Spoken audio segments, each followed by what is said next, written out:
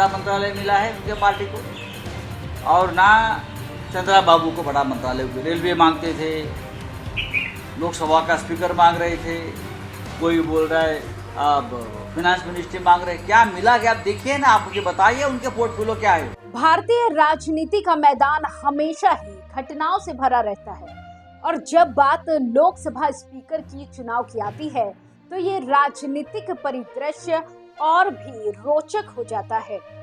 हाल ही में विपक्ष के इंडिया गठबंधन ने लोकसभा स्पीकर की पोस्ट भाजपा के राष्ट्रीय जनतांत्रिक गठबंधन के सहयोगियों को देने की मांग की है। इस मुद्दे पर जनता दल यूनाइटेड और तेलुगु देशम पार्टी के बीच मतभेद उभर कर सामने आए हैं। नीतीश कुमार की जनता दल यूनाइटेड ने कहा है कि वे भाजपा के किसी भी फैसले का समर्थन करेंगे, जबकि चंद्रबाबू नायडू की टीडीपी ने कहा कि सत्तारूढ़ गठबंधन के सहयोगियों को एक सर्वसम्मत उम्मीदवार चुनना चाहिए। ऐसे में जानना जरूरी है कि क्या एनडीए सहयोगियों के बीच इस मुद्दे पर एकता बन पाएगी। क्या भाजपा अपने सहयोगियों को संतुष्ट कर पाएगी या ये एक राजनीतिक संकट का कारण बनेगा, और क्या विपक्ष का ये कदम वास्तव में भाजपा पर दबाव बना पाएगा। इन सवालों के उत्तर खोजते हुए हम इस मुद्दे की विस्तृत जानकारी और विश्लेषण प्रस्तुत करेंगे। नमस्कार, आप देख रहे हैं एयर न्यूज। विपक्ष के इंडिया गठबंधन ने हाल ही में लोकसभा स्पीकर की पोस्ट एनडीए के सहयोगियों को देने की मांग की है। इस मांग का उद्देश्य भाजपा पर राजनीतिक दबाव बनाना है ताकि वो अपने सहयोगियों के साथ न्यायपूर्ण व्यवहार कर सके।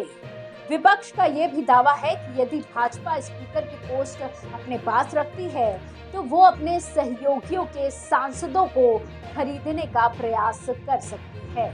इस पर जनता दल यूनाइटेड के नेता केसी त्यागी ने कहा है कि जेडीयू और टीडीपी एनडीए के मजबूत हिस्से हैं और वे भाजपा द्वारा नामित उम्मीदवार का समर्थन करेंगे। उन्होंने ये भी स्पष्ट किया कि जेडीयू भाजपा के किसी भी निर्णय का समर्थन करेगा। वहीं टीडीपी के राष्ट्रीय प्रवक्ता पट्टाभी राम कुमार रेड्डी ने कहा कि एनडीए के सहयोगी एक साथ बैठेंगे और स्पीकर पद के लिए एक सर्वसम्मत उम्मीदवार का चयन करेंगे। उन्होंने ये भी कहा कि एक बार सर्वसम्मति बन जाने के बाद सभी सहयोगी उस उम्मीदवार का समर्थन करेंगे। ऐसे में जहां भाजपा ने 240 लोकसभा सीटें जीती हैं, जो बहुमत के निशान से 32 सीटें कम है, ऐसे में चंद्रबाबू नायडू और नीतीश कुमार जैसे नेता महत्वपूर्ण भूमिका निभा रहे हैं, क्योंकि वे प्रधानमंत्री नरेंद्र मोदी की तीसरी सरकार के गठन में महत्वपूर्ण साबित हो रहे हैं। भाजपा के एनडीए सहयोगियों को प्रधानमंत्री नरेंद्र मोदी की कैबिनेट में कई महत्वपूर्ण पद मिले हैं, लेकिन प्रमुख पद भाजपा सांसदों को ही मिले हैं।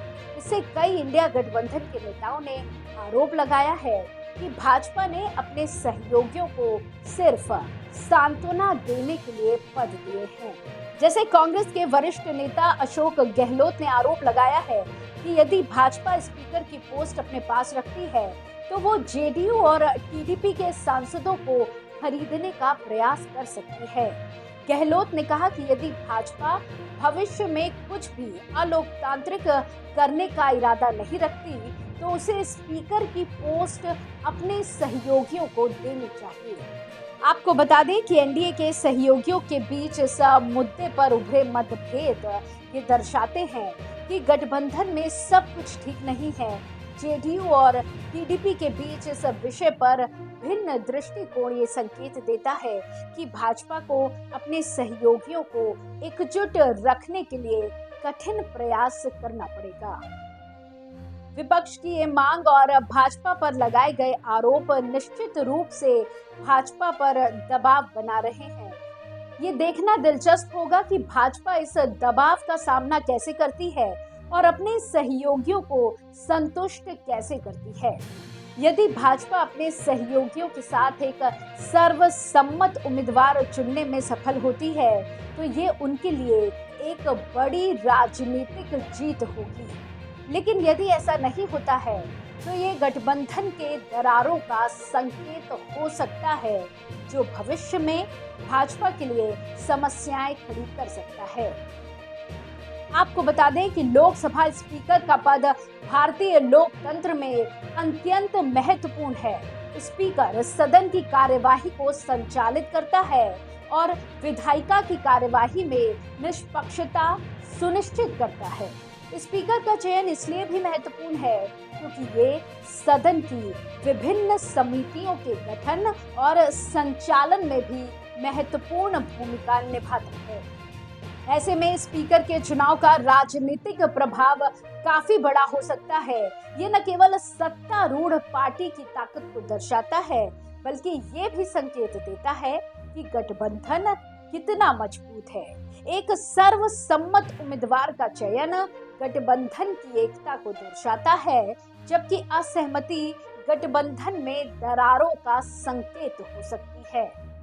ये भी सच है कि 2014 और 2019 के लोकसभा चुनावों में भी स्पीकर के चयन को लेकर कई विवाद हुए थे। 2014 में भाजपा ने सुमित्रा महाजन को स्पीकर के पद के लिए नामित किया था, जबकि 2019 में ओम बिरला को चुना गया था। दोनों ही मामलों में विपक्ष ने भाजपा पर आरोप लगाए थे कि उसने अपने सहयोगियों को नजरअंदाज किया है। राज्यसभा में उपसभापति का चुनाव भी इसी तरह का एक उदाहरण है। 2018 में जब हरिवंश नारायण सिंह को उपसभापति चुना गया था, तब विपक्ष ने भाजपा पर आरोप लगाए थे कि उसने अपने सहयोगियों के साथ न्याय नहीं किया है। भारतीय राजनीति में गठबंधन सरकारों का इतिहास भी इस मुद्दे पर प्रकाश डालता है। चाहे वो 1999 की वाजपेयी सरकार हो या 2004 की मनमोहन सिंह सरकार, गठबंधन सरकारों में सहयोगियों के साथ तालमेल बनाना हमेशा ही एक चुनौती रहा है। इसी तरह की और राजनीतिक खबरों के लिए आप जुड़े रहिए एयर न्यूज के साथ। धन्यवाद।